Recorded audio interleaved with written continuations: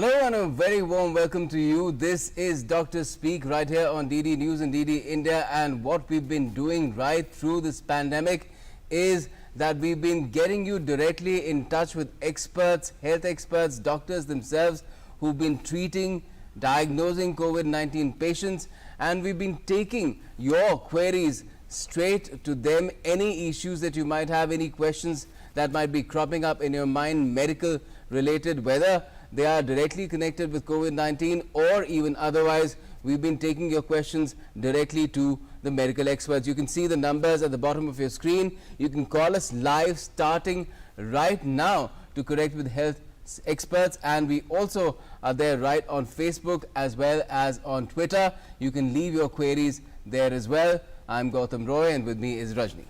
शुक्रिया गौतम।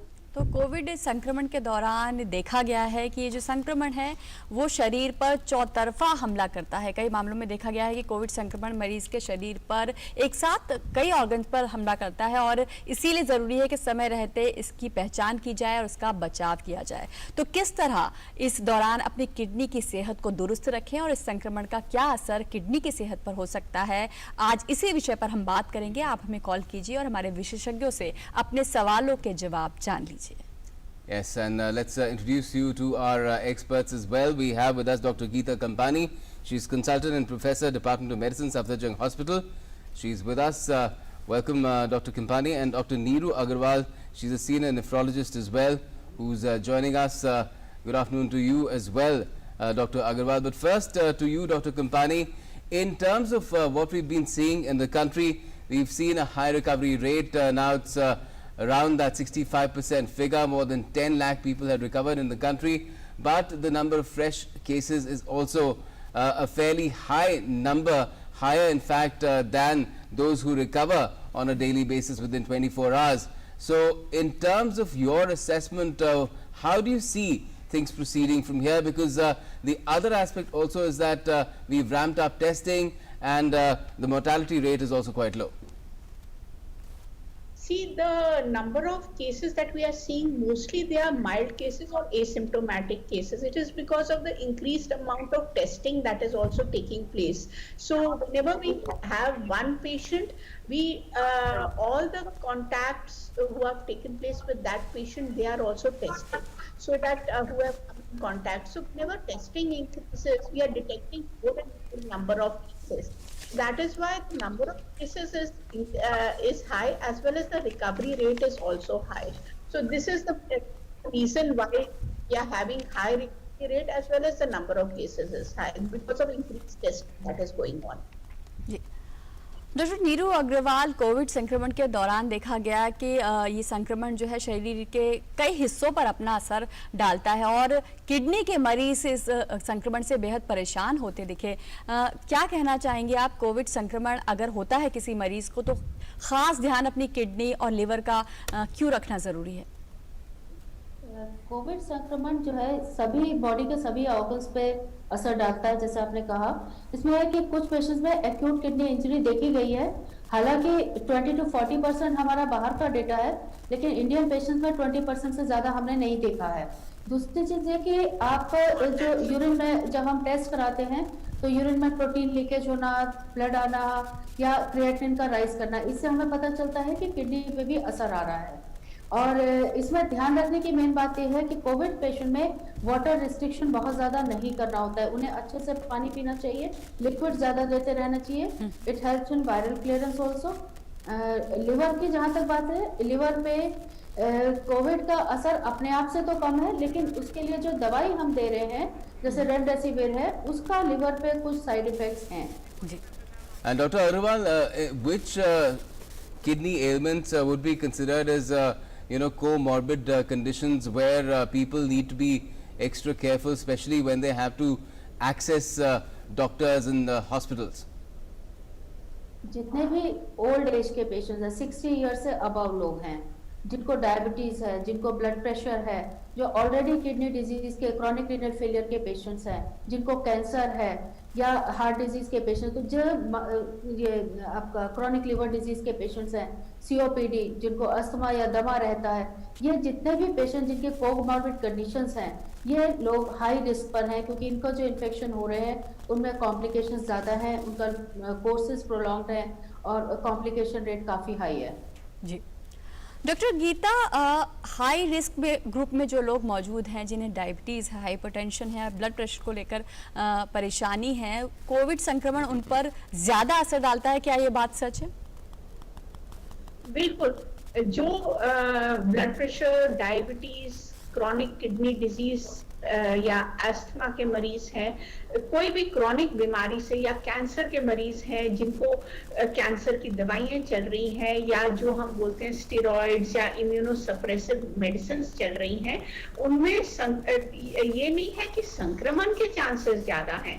संक्रमण के चांसेस तो सब में एक से रहते हैं जब एक्सपोजर होता है, लेकिन जो ये बीमारियों से सफर करते हैं, जिनको ये बीमारियां हैं, उनमें जो कोरोना वायरस कोविड-19 की जो बीमारी होती है उसकी कॉम्प्लिकेशंस ज्यादा हो जाती हैं। बीमारी तो सिर्फ जैसे हेल्दी इंडिविजुअल्स में जिनमें इम्यूनिटी अच्छी है, उनमें जैसे बीमारी सिर्फ माइल्ड होगी या एसिम्प्टोमेटिक होगी, इन मरीजों में बीमारी के सिवियर होने के और कॉम्प्लिकेशंस जो बीमारी के हैं वो होने के की संभावना बहुत बढ़ जाती है।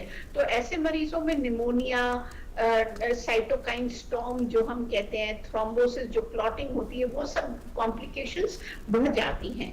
संक्रमण होने की संभावना सेम होती है सब में, लेकिन इन मरीजों में कॉम्प्लिकेशंस होने के चांसेस और बीमारी ज्यादा सीवियर होने के चांसेस ज्यादा हो जाते हैं।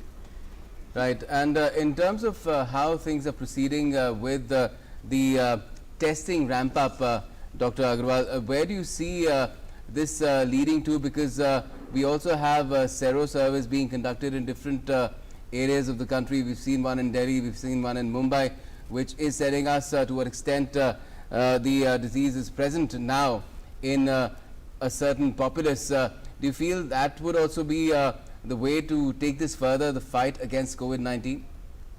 Yes, I agree with you, because the more you investigate, the more people are diagnosed, it's better for the community in general. So people who have lesser degree of infection, they get better. In fact, they ultimately contribute to the herd immunity. And people who are at risk or who have high parameters suggestive of like they are going to have a severe disease, they can be admitted well in time. So it has definitely helped us. And ultimately is going to help the community and the nation as well.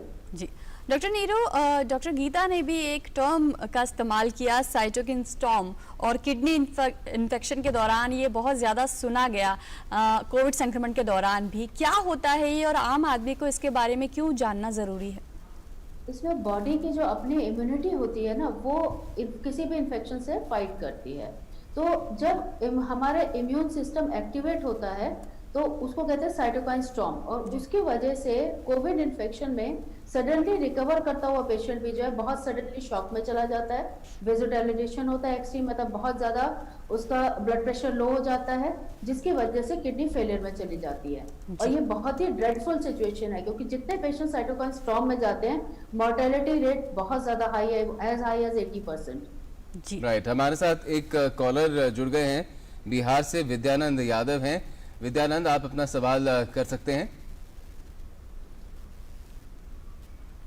मैं ये जानना चाहता हूं कि अभी तक हम लोग ये समझ पाते थे कि कोविड-19 संक्रमण का प्रभाव जो है श्वास नली और फेफड़े तक है जी। तो क्या अगर कोई व्यक्ति कोविड-19 संक्रमण से प्रभावित होता है तो हार्ट, लिवर या किडनी या गाउट जैसे, या मान लीजिए कि आंख पर भी इसका प्रभाव पड़ता है क्या? जी जी डॉक्टर गीता, अगर आप इस सवाल का जवाब देना चाहेंगे, किस तरीके से ये संक्रमण है, शरीर के कई हिस्सों पर इसका असर देखा जा रहा है? डेफिनेटली ये जो कोविड-19 शरीर के कई हिस्सों पर इसका असर देखा जा रहा है, तो उसके पेशेंट बाद भी हम देख रहे हैं कि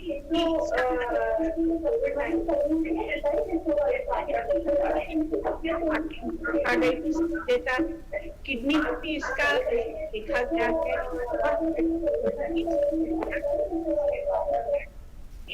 माइक्रो सर्कुलेशन खासकर छोटी है जो रक्त बह रहा है उनमें थ्रोम्बोसिस या क्लॉटिंग होती है, और जो साइटोकाइन फॉर्म है ये तो अल्टीमेट कंडीशन है जिसमें मल्टीपल ऑर्गन्स इफेक्ट हो जाती हैं, पूरा इम्यून सिस्टम इफेक्ट हो जाता है, which is a hyper inflammatory condition. जब इम्यून सिस्टम हाइपर रिएक्ट करता है तो वो होता है, तो इसलिए हार्ट पे, लंग्स पे, ब्रेन पे, पूरी ऑर्गन्स में जो ब्लड वेसल्स है वो तो सारी ऑर्गन्स में सप्लाई करते हैं, उनमें डिफ्यूज क्लॉटिंग हो सकती है, सो बहुत ऑर्गन इफेक्ट हो सकती है इससे। जी, Dr. Kampani and Vidyanand Yadav also specifically asked about the impact on the eyes, if any, in the case of COVID-19, and I believe one of the symptoms could also be pink eye, which is conjunctivitis.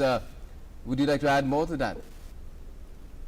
Yeah, basically it is because of microvascular thrombosis occurring in various organs, so it can happen, but it usually, these are very rare manifestations, rarely होती Okay. है, ये ज्यादातर नहीं। अच्छा, ज़्यादातर pink आई का या conjunctivitis का जो सिम्टम है, लक्षण है, वो उतना नहीं होता है, कम ही मामलों में होता है, लेकिन आंख पर भी इसका असर पड़ सकता है। उम्मीद करते हैं विद्यानंद आपको आपके सवाल का जवाब मिल गया होगा। हमारे साथ अब डॉक्टर राजीव सूद भी जुड़ रहे हैं, ये डीन और प्रोफेसर हैं आरएमएल हॉस्पिटल के। स्वागत है डॉक्टर सूद आपका भी। हम बात कर रहे थे डॉक्टरों के साथ, we were speaking to them about the prevalence of कोविड-19 in the country, the extent that it is spread, and the fact that now it's going into areas where till now there was very little impact. How do you think, how challenging is the situation in the country right now in terms of combating COVID-19, and what is the best way to do it both by individuals as well as in the institutional framework?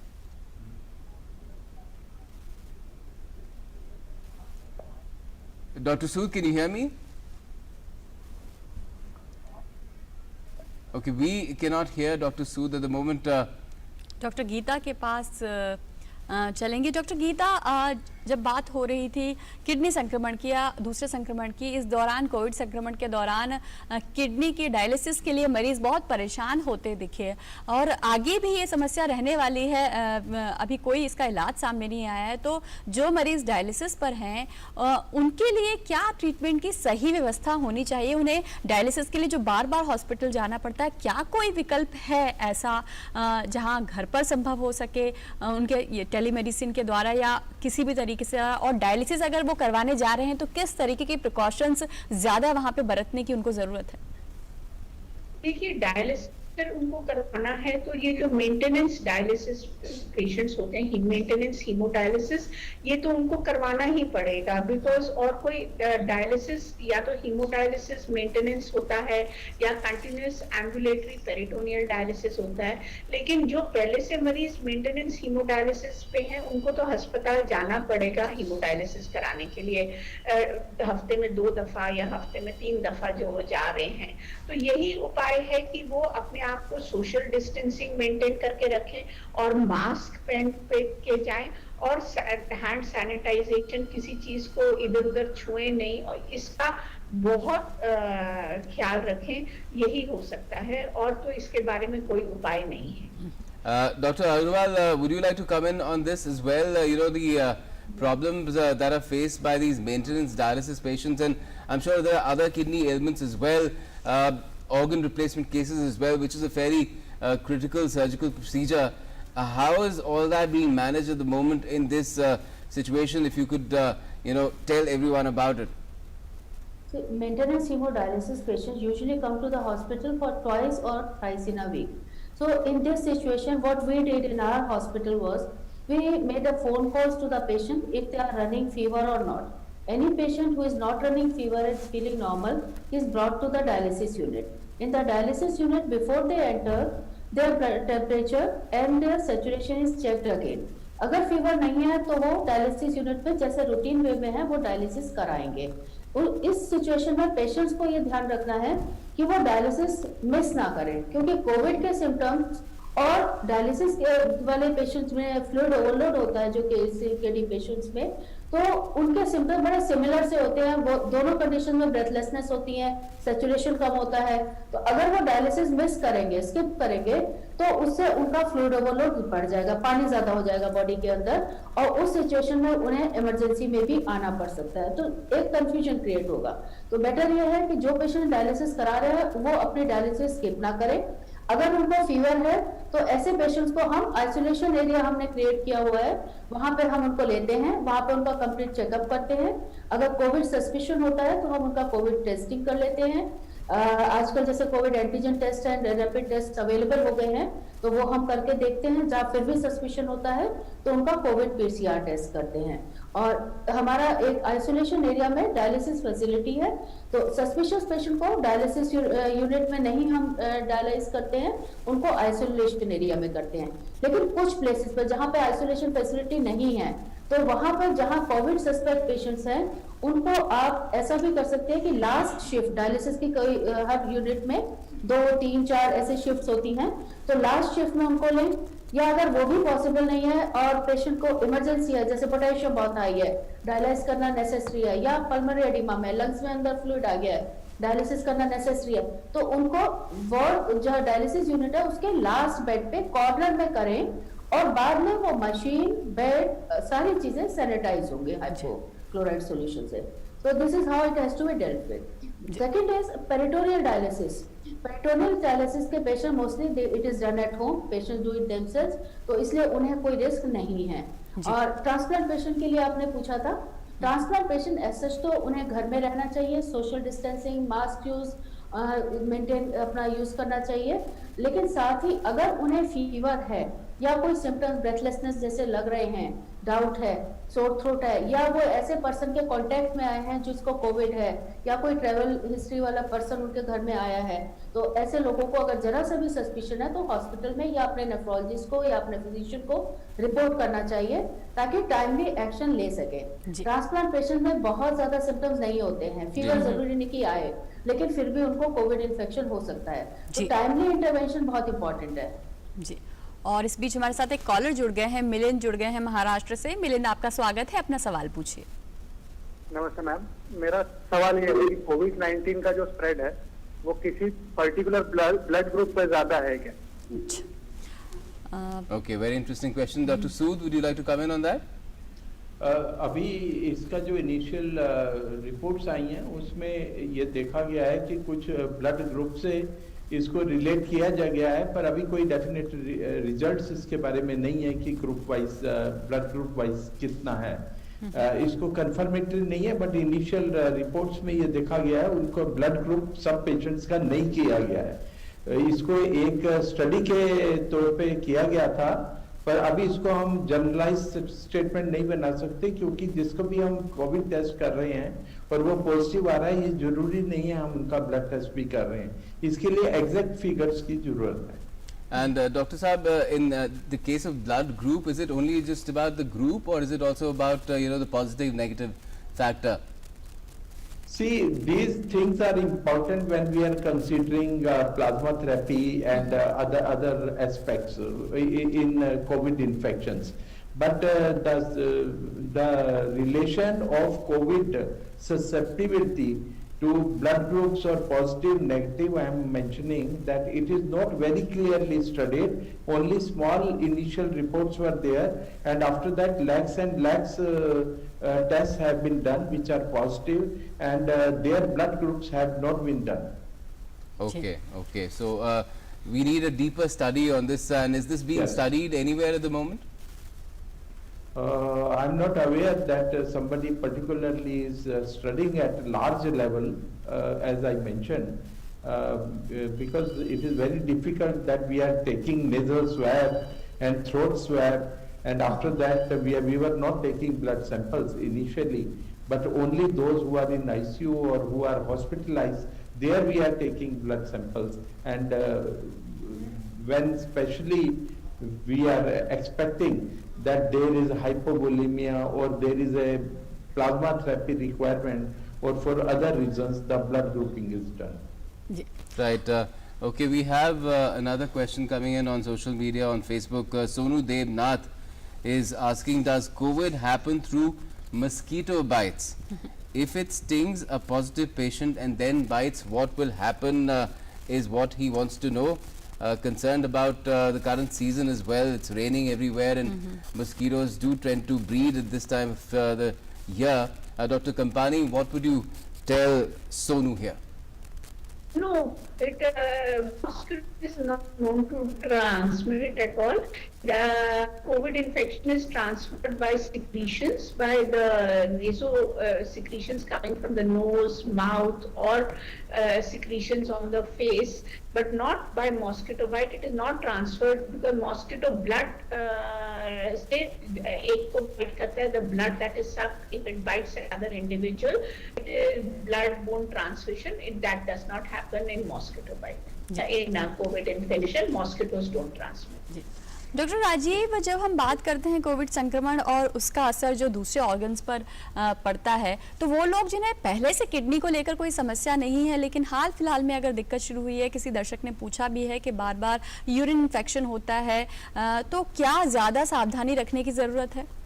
देखिए, जिनको पहले से kidney की problem है उनको तो बहुत ही, वो तो एक कोमॉर्बिड कंडीशन है. And if the patients are not having any history of kidney disease, even then in Wuhan earlier study it was found that 3% of the patients they were having the problem, but later on this figure has gone up to 10 to 15%. So initial symptom is proteins in the urine or sometime microhematuria. If that is coming and creatinine starts increasing, then that patient is exposed to even kidney problem and may lead to acute renal injury also.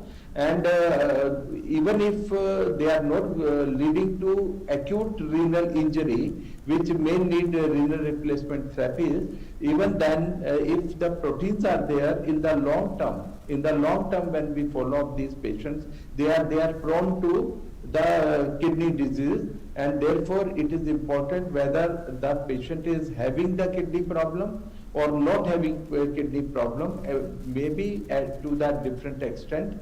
They both are vulnerable to the kidney problems, and kidney problems can also be because of the associated septicemia, infections, because the immunity is going down, and sepsis, some toxins are there. And also because of the hypovolemia, if the left side of the heart is affected, or maybe because of the lung is affected and the congestion is there and the overload on the right side of the heart. So these all the things are there, and also there are hypercoagulopathies. जो coagulation है blood का, वो अलग अलग छोटी छोटी vessels में बढ़ जाता है और उससे भी किडनीज को अफेक्ट हो सकता है. उसके पार्ट्स जो है, उसकी फंक्शनल यूनिट्स हैं, they may get damaged. There can be acute tubular necrosis, or there may be leak in the portions there, and therefore kidney की डिजीज है या नहीं है, दोनों के अंदर किडनीज अफेक्ट हो सकती हैं और लॉन्ग टर्म इफेक्ट भी है. जी, ये बड़ी अहम बात है किडनी की सेहत से जुड़ी हुई, और हमारे साथ आज विशेषज्ञ भी जुड़े हैं. तो आपसे हमारी गुजारिश है कि अगर किडनी से संबंधित आपकी कोई समस्या है, कोई सवाल आप करना चाहते हैं, तो आपका स्वागत है. हमारे विशेषज्ञ आपको जवाब देंगे. हम डॉक्टर नीरू अग्रवाल से भी इसके बारे में बात करेंगे, लेकिन हमारे साथ डॉक्टर गीता भी जुड़ी हुई हैं.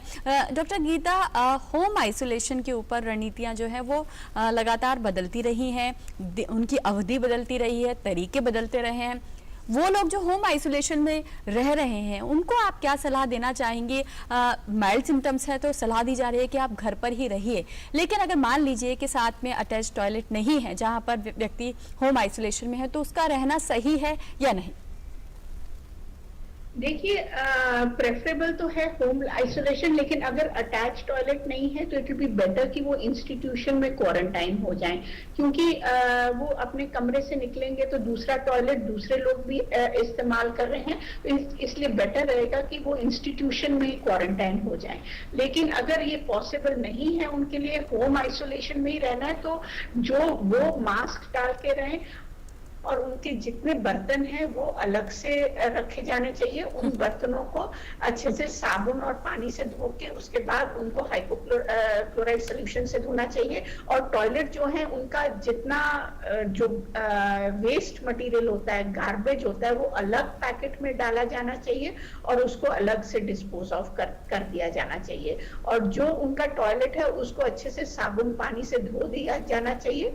और जो वो इस्तेमाल करें, अगर कॉमन टॉयलेट यूज करें तो उसको अच्छे से वो धो दें और उसको साबुन पानी से धो के उसके बाद उसको हाइपोक्लोराइड सोल्यूशन से भी सैनिटाइज कर दें। बाकी अगर प्रेफरेबल है कि अगर कॉमन टॉयलेट है वो दूसरे कमरे में भी जा रहे हैं तो मास्क डाल के जाएं। सब लोग जो हैं उनको घर में भी मास्क डाल के रहें।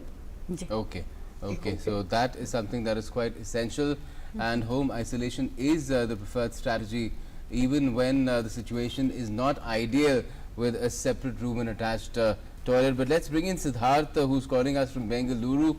Next caller, go ahead Siddharth, ask your question please. Siddharth, can you hear us? Yeah, I can hear you, sir. Good Yes, go afternoon, ahead. sir. Good afternoon. I have two questions. I'm going through some international report, WHO. This report says that every 100 years the country will face one pandemic. We remember one pandemic which was there in the year 1980, which was lasted for 2 years. And till today, correct me if I'm wrong, till today we don't have vaccine for that 1918 pandemic. Number two, the second report, the IIT, I don't want the name of the institute, it's the IIT Madras. They did a research. They say that this infection is going to be here for a quite long time, and this infection will infect 68.3% of the Indian population, and after that the virus will automatically rest in peace. Thank you, sir. Can you please clarify this two answers? Thank you. Doctor Rajeev, अगर आप इस सवाल का जवाब देना चाहें। देखिए, इस क्वेश्चन के बारे में बिल्कुल ये सबके जहन में आ रहा है क्वेश्चन, और 100 इयर्स के बाद हुआ है पेंडेमिक, और ये जरूरी नहीं है पेंडेमिक 100 इयर्स के बाद होगा। ये एक इन्फेक्शन है और ये जो हमारी लिविंग कंडीशंस हैं उसके ऊपर डिपेंड करता है। वायरस नया है और या फिर पहले एक बार प्लेग हो चुका है जो पेंडेमिक हुआ है, उससे पहले इन्फ्लुएंजा वायरस से हो चुका है, और ये कोई ऐसे हार्ड एंड फास्ट रूल नहीं हो सकता कि 100 साल में आएगा किसी दूसरे वायरस से। अभी हमारे पास इबोला, सार्स और ये सारे कुछ इन्फेक्शन आए थे, वो अगले साल हुए ही नहीं थे। ये बात ठीक है कि कई बार पेंडेमिक जो हुए हैं उसके अंदर एक सेकेंड वेव आई है, और वो सेकेंड वेव चली थी 2 साल तक चला, जो हमारा 100 साल पहले वाला इन्फ्लुएंजा का एपिडेमिक था। और इसकी जो वैक्सीन हैं वो वैक्सीन भी आपको बनने में 1 साल लग जाता है, और वो वैक्सीन का हम यूज करेंगे, पर अगर ये दोबारा वेव आई ही नहीं तो क्या करेंगे। पर ये थोड़ा डिफरेंट वायरस लगा है। ये वायरस जो है सर्दी गर्मी दोनों में सरवाइव कर गया है, ये थोड़ा लंबा चल रहा है, इसलिए एप्रीहेंशन है ये लंबा चल सकता है। और ये इसको टाइम से जोड़ना कि 100 साल के बाद, अब अगला वायरस 100 साल के लिए बाद आएगा और हम आराम करें, ये जब ठीक हो जाए तो वो सोचना बिल्कुल गलत है। पेंडेमिक कभी भी आ सकता है, किसी डिफरेंट वायरस से आ सकता है। हमारे तौर तरीके, हम लोग एक न्यू नॉर्मल में जीना सीख रहे हैं। हम हाथ मिलाना भूलते जा रहे हैं। हम सोशल डिस्टेंसिंग ऑटोमेटिकली हमारे जहन में आ रही है, और इस तरीके से अगर हम ये सब सीख लेंगे, ये सिर्फ इसके लिए नहीं, हमारा जो दूसरे वायरसेस होते हैं, हर साल हमारे को स्वाइन फ्लू होता है या और कुछ इन्फेक्शन होते हैं, सबके लिए हैंड हाइजीन, इसके लेसन्स चल रहे हैं पिछले 10 साल से। आपका मास्क पहनना, ये उसको किस तरीके से यूज करना है, ये हम इसलिए कर रहे हैं क्योंकि ये वाला वायरस नोज, आईज और मुंह से अंदर एंटर होता है, तो हमको फेस शील्ड, मास्क या गॉगल्स अपने आप को प्रोटेक्ट करना है। तो हर वायरस के अलग कैरेक्टर्स होते हैं। कुछ वायरस, अभी किसी ने पूछा कि ब्लड के थ्रू स्प्रेड होता है, ये नहीं होता। और एक ओरोफिकल रूट होता है कि खाने से होता है, ये नहीं होता, अभी तक नहीं है। ये आया है, कुछ की फीसिस में भी मिले हैं कोरोना वायरस, पर इसका मेन रूट जो है वो नोज, आईज और मुंह है, और इसके अंदर कुछ रिसेप्टर्स होते हैं जिसको देखा गया है, उसके एक प्रोबेबिलिटी है कि वो रिसेप्टर्स में प्ले कर रहे हैं। और जहाँ तक किडनी के डैमेज की बात है, ACE2 रिसेप्टर्स हैं, एंडोथेलियल्स हैं, जो लेयर होती है हमारी, लाइनिंग्स होती है ऑर्गन्स की, और वो हमारे वेसल्स में भी हैं, खून की नालियों में भी हैं और किडनी में भी हैं, वो डैमेज हो जाती हैं, उससे किडनी डैमेज हो रही है। तो ये वायरस अलग अलग हैं और इनका कोई टाइम से लेना देना नहीं है। अलग अलग वायरस हो सकते हैं। पेंडेमिक अभी आया है, अगला पेंडेमिक 5 साल 10 साल बाद भी आ सकता है अगर हम केयरफुल नहीं है। Okay, we have a caller joining us from Delhi. Sunita हमारे साथ जुड़ गई है। सुनीता, आप अपना सवाल कर सकती हैं।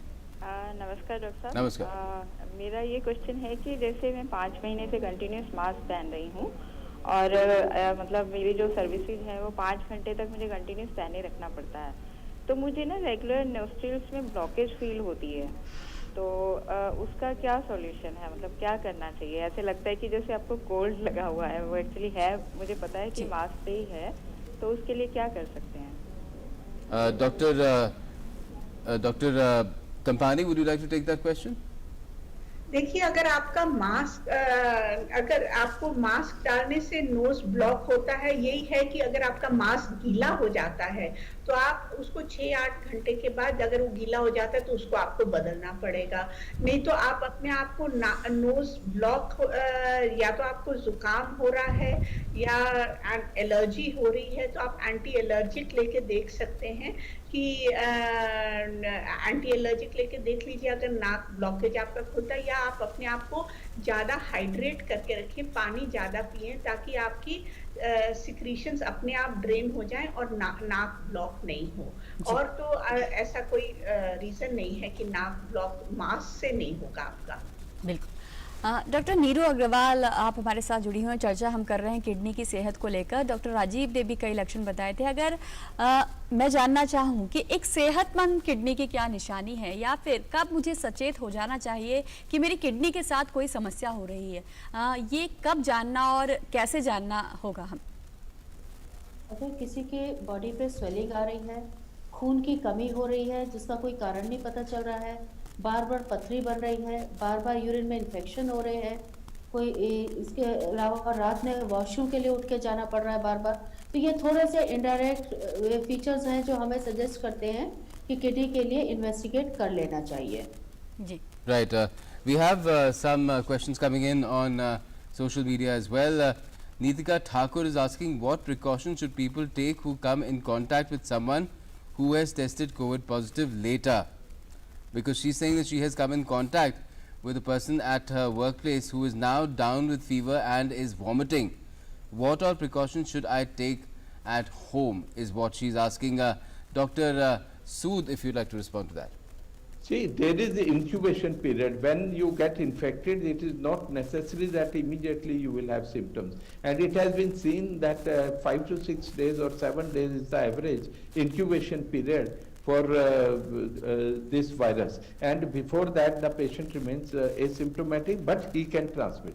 If you know that you have met a person in last 4 or 5 days and he is positive, then it is your isolation time and home isolation observation. That is basically you have to do, and you have to be careful for next 5-6 days. And if there are some symptoms, or if you feel that there is some problem or fever or running nose, then you should go and get yourself tested. But isolation of those who have come in contact with the proven COVID patients is must, and it all depends with that how long back you have come into contact with those people.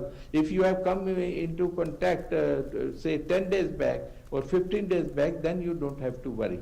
And if you are using mask, it all depends on the contact time. If you are, your contact time is less than 20, if you have passed by, you have talked only for 1 or 2 minutes, it is the viral load which you are transmitting. Viral load is transmitted by talking. You are using mask, he is using mask, no problem. And if you prolong it more than 20 minutes, therefore the operations which will last long, the examination which will last long, we don't do. But if somebody is sneezing or coughing, millions of viruses are transmitted. It is not simple talking and speaking. So contact time is very important in the viral infection transmission. And also, if I'll suggest that you find out that for how many days back the contact was there, and for how long, and what type of contact was there, and what kind of symptoms the other person was having. You were wearing mask or not, you had maintained the social distancing or not, you have touched the fomites like the articles or phone which he was using or laptop which he was using, you have also used in the office setup. So these are all important. So your three mantras, that like social distancing, mask, hygiene are important, and fourth important is fomites. What he has touched and what you have touched, there is no commonality.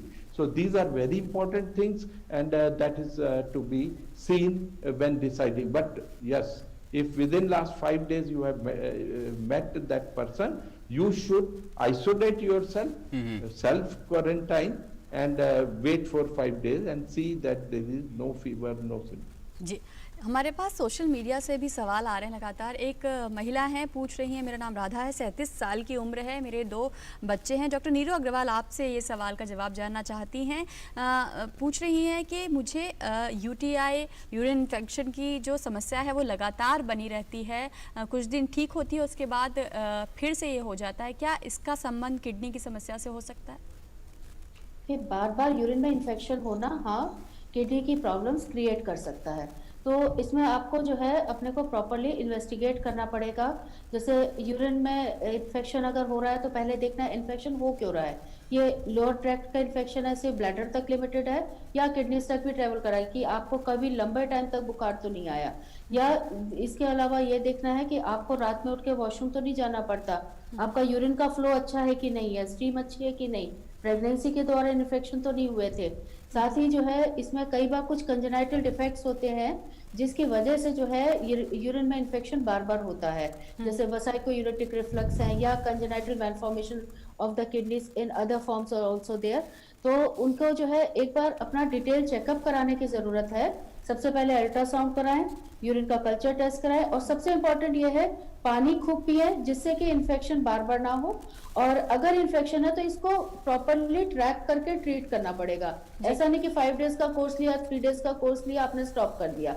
आपको इसको track करके आगे देखना है कि infection दोबारा तो नहीं हो रहा है, प्लस जो रीजन निकलेगा उसको फिर हमें देखना है कि वो मेडिसिन से क्योरेबल है या फिर उसके लिए कोई सर्जिकल इंटरवेंशन की जरूरत तो नहीं है। जी डॉक्टर नीरू, आपके जवाब से एक सवाल है। आपने कहा कि बार बार उठकर यूरिन तो नहीं जाना पड़ता, इसका क्या मतलब है? ये जो अगर फ्रीक्वेंसी की बात करें, अवधि की बात करें, तो कितना सामान्य टॉयलेट जाना या यूरिन पास करना कितना सामान्य तौर पर गिना जाना चाहिए? ऐसा है कि रात में जो हम लोग का यूरिन रात में कंसंट्रेट होता है, हमारी बॉडी का एक ये बॉडी का मैकेनिज्म है, we don't get up in the night for urination. एक बार नॉर्मल मानते हैं, लेकिन अगर कोई पर्सन एक से ज्यादा बार जा रहा है तो उसको जो है हम कहते हैं नॉक्ट्यूरिया, कि मतलब रात में, या पॉलीयूरिया, कि किडनी जिसका मतलब यूरिन को कंसंट्रेट नहीं कर पा रही हैं और वो पर्सन को बार बार यूरिनेशन के लिए उठना पड़ रहा है। और इसके साथ ही लेकिन यहाँ इंपॉर्टेंट पॉइंट ये है कि अगर आप रात भर जगे हुए हैं, आप अपने एग्जाम की तैयारी कर रहे हैं और रात में जगे हुए हैं, कॉफी भी पी रहे हैं या वैसे भी, तो डे टाइम में हमारी फ्रीक्वेंसी ज्यादा होती है, उसी तरह नाइट की फ्रीक्वेंसी भी तब यूरिन की ज्यादा हो जाएगी। तो जब आप जगे हैं तब यूरिन जा रहे हैं वो नॉर्मल है, लेकिन आपको उसके लिए रात में सोते हुए उठना पड़ रहा है 2-3 बार, वो एबनॉर्मल है। राइट। और एक और सवाल आ रहा है, it's about kidney transplant patients. Doctor साहब, if you could answer this as well. Tanuj Mehta is asking, can kidney transplant patients also take low molecular heparin if infected and at home?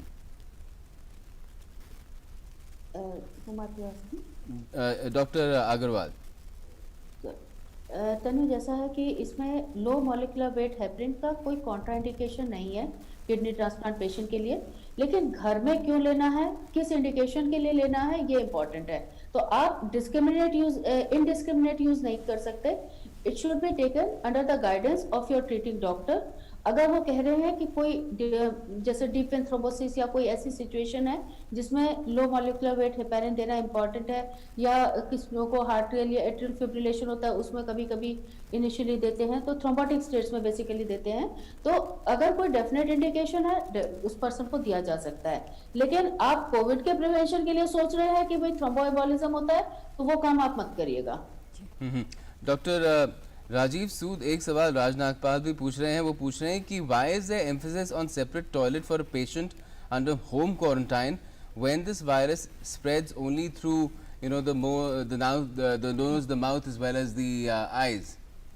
See, you are right that spread is basically through these organs where ACE2 receptors are there. But it has been found that after flushing in the toilet, there are aerosol. Aerosol is there up to 3 feet from the floor, and that can because it has been found in the feces also. So sometime because of the aerosol, it can happen, and fomite transmission is too much possible in the common toilets, because you are touching, you are doing, you are holding the soap container or anything, that tap and all. So fomite, whichever you touch the door and all, that is also possibilities, and the aerosols which are created in the toilets, that is also important, and they are the closed spaces. They are the closed spaces. We prevent it by not only social distancing, whether they are toilets or they are the elevators, lifts. We should not overcrowd them with lifts. We have to face the walls of the lift, 2 people at a time maximum, and you should use stairs. Similarly, in the toilets, you should not flush it with the open lid. You should close it. And also be careful in the cleanliness and sanitizing all the utilities kept there. And also I have explained that how in that closed space and the common use of certain things, it is possible that it will get transmitted, because it is not only by eyes, nose and mouth, it is by your hands, your hand hygiene, and also by touching the metal, plastic, or the toilet seat. So many things are there, you don't know the other person what he has done. So it is important, if you can do that, a separate toilet can be there, but there are some houses or some wards where there are only corona positive patients. There you can use the common toilet, but and the common ward, the common room. But otherwise, if you are suspected or you are trying to prevent yourself from getting infected, you are in isolation, you are in the waiting period, then no common utility is to be used. Maybe that one. Okay. Thank you, doctor साहब। और हमारे साथ एक collar जुड़ गए हैं अपने सवाल के साथ। आपका स्वागत है, अपना सवाल कीजिए। अमित पटना से जुड़े हैं हमारे साथ। अमित, अपना सवाल कीजिए। हेलो जी अमित, स्वागत है, अपना सवाल कीजिए। अमित, आपको आवाज आ रही है हमारी? यस सर, आ रही है। हाँ, पूछे सवाल, पूछे प्लीज। सर, मैं मतलब मेरे गला सूखने लगता है और बार बार मतलब ऐसा लगता है जैसे टॉन्सिल, मतलब बार बार गला ड्राई होने की वजह से बार बार हमको वो मतलब जैसे होता है ना, वो सूखने लगता है, और ये प्रॉब्लम, इरिटेशन होती है गले में? हाँ, गले में इरिटेशन होती है। ये रिसेंट है या होता ड्राई टाइप का लगता है? नहीं, अभी कुछ हाल में हुआ है आपको कि पहले से होता आया है? नहीं, वो मतलब इधर 15-20 दिन से मतलब ये सब प्रॉब्लम हो रहा है, हल्का फुल्का। आप सही हो जाता है, जैसे कि आप सही है मेरा। अच्छा, आप सही है। डॉक्टर सूद, आप इनको क्या कहेंगे? देखिए, इनको देखना पड़ेगा इनकी हिस्ट्री मूवमेंट की क्या रही है, किसी कोविड पेशेंट के कांटेक्ट में तो नहीं है, इनको फीवर नहीं है, इनको खांसी या रनिंग नोज नहीं है, गला सूख रहा है वो एक है, अब किस वजह से है वो देखना पड़ेगा। इनको ऑब्जर्वेशन में रहना है, पर 15-20 दिन हो चुके हैं। अगर वायरस का इन्फेक्शन भी हो तो वो आपको 10 दिन पहले सबसे इन्फेक्टिव स्टेज है उसके बाद तो ये भी माना गया है कि वो इन्फेक्टिव नहीं रहता। तो इनको अपना अगर ये खांसी है या रनिंग नोज है साथ में, तो इनको अपना टेस्ट कराना है। अगर इनको एक बार भी फीवर भी नहीं हुआ है, ये किसी के कांटेक्ट में भी नहीं आए हैं, इन्होंने सारा परहेज किया है जो कि आजकल गाइडलाइंस के अंदर है, तो फिर इनको डरने की जरूरत नहीं है। ये और चीजें देखें, गला सूखने के कारण और भी होते हैं, कभी किसी को शुगर की प्रॉब्लम होती है, किसी को किसी और चीज की प्रॉब्लम है, तो एक डॉक्टर को दिखाएं, ये अपने फिजिशियन को कंसल्ट करें। जी हमारे सोशल मीडिया पे और सवाल आ रहे हैं। We had a question earlier doctor Kampani about mosquitoes. Now Reshma is asking, can flies also cause covid infection? नहीं, फ्लाइज तो देखिए जैसे खाने से मतलब खाने के ऊपर बैठ जाएं तो डायरिया हो सकता है, डिसेंट्री हो सकता है, लेकिन कोविड इन्फेक्शन ट्रांसमिट करना मैंने तो ऐसा कहीं पढ़ा नहीं है, ना सुना है कि फ्लाइज या मॉस्किटोज कोविड इन्फेक्शन ट्रांसमिट कर सकते हैं। ये सिर्फ जैसे कि किसी ने कोई कोविड इन्फेक्टेड पर्सन है, उसने किसी जगह को छू दिया है और उसी वहाँ पे वायरस अप टू 9 डेज तक रह सकता है, depending on type of object जो टच किया गया है। तो ऐसा नहीं है कि फ्लाइज उसको ट्रांसमिट कर सकते। जी जी, हमारे साथ सॉरी सवाल, हाँ सवाल है, सोशल मीडिया पर ही सवाल है, फेसबुक पर आया है। नीलिमा पहाने पूछ रहे हैं, what are the causes and precautions to be taken for involuntary urination? And doctor Agarwal, if you could answer that please. ये इस पर डिपेंड करता है कि एज क्या है पर्सन की। इनवॉलंटरी यूरिनेशन यंग एज में हो रहा है, बच्चे में उसके कॉजेज अलग हैं, एडल्ट्स में अलग हैं, ओल्ड एज में अलग हैं। तो अगर बच्चे में हो रहा है तो उसमें जो है यूजुअली कंजेनाइटल मेलफॉर्मेशंस होती हैं, जिसके इसको प्रॉपर्ली इन्वेस्टिगेट करने की ज़रूरत होती है कि बच्चा ऐसे बेड वेटिंग क्यों कर रहा है। कभी कभी साइकोलॉजिकली भी होता है, बच्चा डिस्टर्ब है, एंग्शियस है, वो बता नहीं पाता, तो भी उनकी बेड वेटिंग होती है। और एडल्ट्स में सेम है कि आपको इन्वेस्टिगेट करना चाहिए कि नॉर्मल एडल्ट के साथ ऐसा नहीं होता है। हाँ, आफ्टर डिलीवरीज वेमेन में ये काफी कॉमन सिम्टम देखा गया है, which is due to the weakness of the perineal muscles. तो उसमें पेरिनियल मसल स्ट्रेंथनिंग एक्सरसाइजेज होती हैं जिसके करने से हेल्प मिलती है। आजकल कुछ मेडिसिन भी हैं जो इसमें हेल्प करती हैं। एक ओवर एक्टिव ब्लैडर सिंड्रोम होता है जिसमें जो है ब्लैडर रैपिड उसका एम्प्टिंग होता है, तो उससे भी जो है यूरिन लीक कर जाता है, जैसे आपने पूछा है। ओल्ड एज में ये प्रॉब्लम ज्यादा कॉमन होती है, लेकिन मेन में अगर हम देखें तो मेन में प्रोस्टेट की वजह से, स्ट्रिक्चर यूरेथ्रा की वजह से, न्यूरोजेनिक ब्लैडर की वजह से ये सब चीजें हो सकती हैं। तो किसी भी एज ग्रुप में इस चीज को पहले इवेलुएट करना होता है, उसके बाद ही डिसाइड करना होता है कि उसके लिए क्या ट्रीटमेंट स्टार्ट किया जाए। ओके, एक और दर्शक हमसे पूछ रहे हैं सोशल मीडिया पर ही, और डॉक्टर कंपानी आप इसका जवाब दें। On Friday NT-PCR report has come negative, but she has fever and there's a loss of taste for sugar only since last Thursday. Low fever is there. अभी उन्होंने temperature लिख के दिया है 99.4 है, लो ग्रेड फीवर है।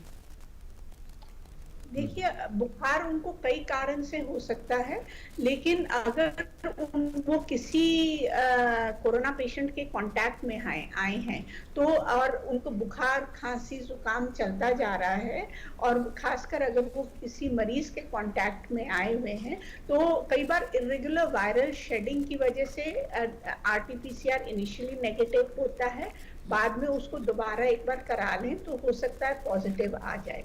लेकिन वैसे तो RT-PCR की सेंसिटिविटी और स्पेसिफिसिटी बहुत हाई है, तो बट अगर उनके सिम्टम्स नहीं जा रहे हैं, बुखार चल रहा है, हो सकता है दो कारण हो सकते हैं, या तो बुखार किसी और वजह से हो सकता है, जरूरी नहीं है कोरोना वायरस के इन्फेक्शन से, लेकिन खासकर वो कांटेक्ट में आए हैं किसी कोरोना वायरस पेशेंट के, तो दोबारा एक बार RT-PCR करा लें अगर सिम्टम्स उनके ठीक नहीं हो रहे हैं और परसिस्ट कर रहे हैं।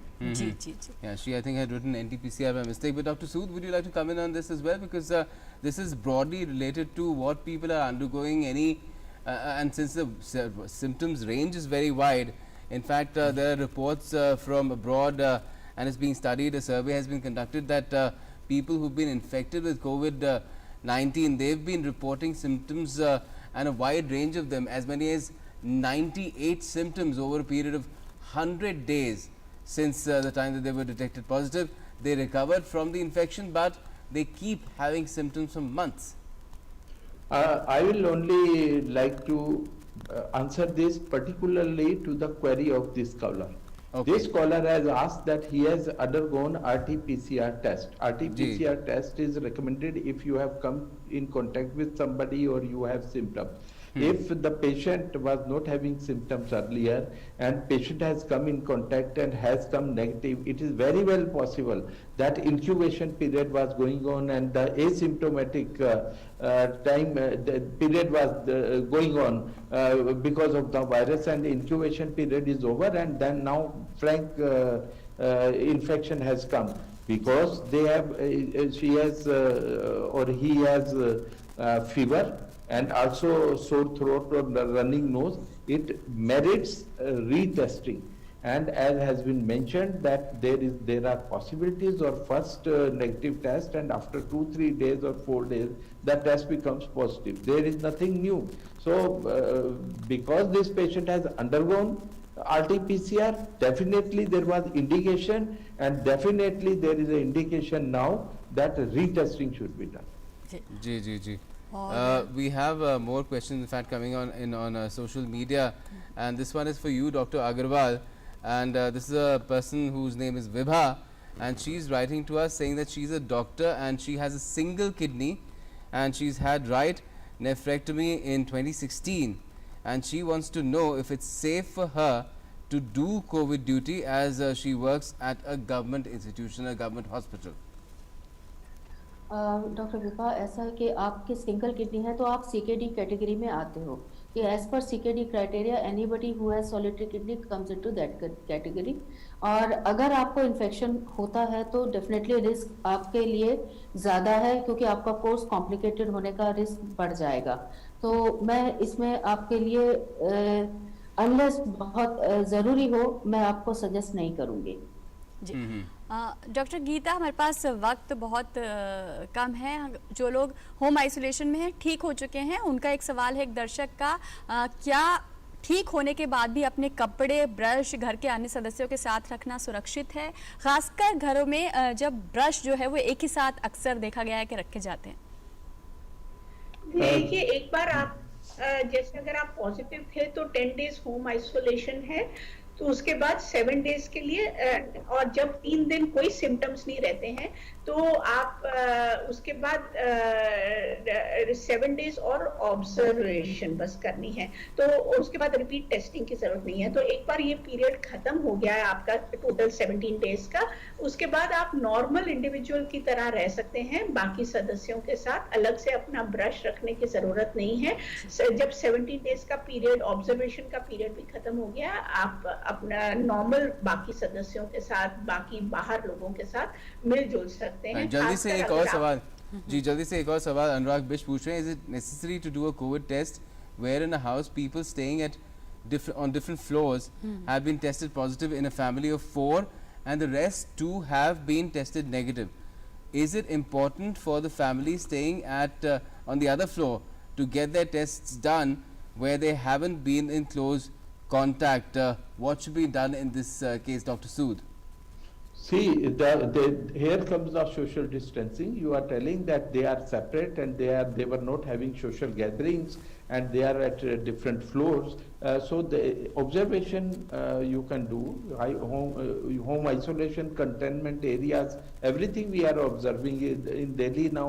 More than 700 containment areas or zones or buildings are there. So, but if you have taken all the precautions, social distancing means more than 6 feet distance you have maintained, and you have not used common amenities.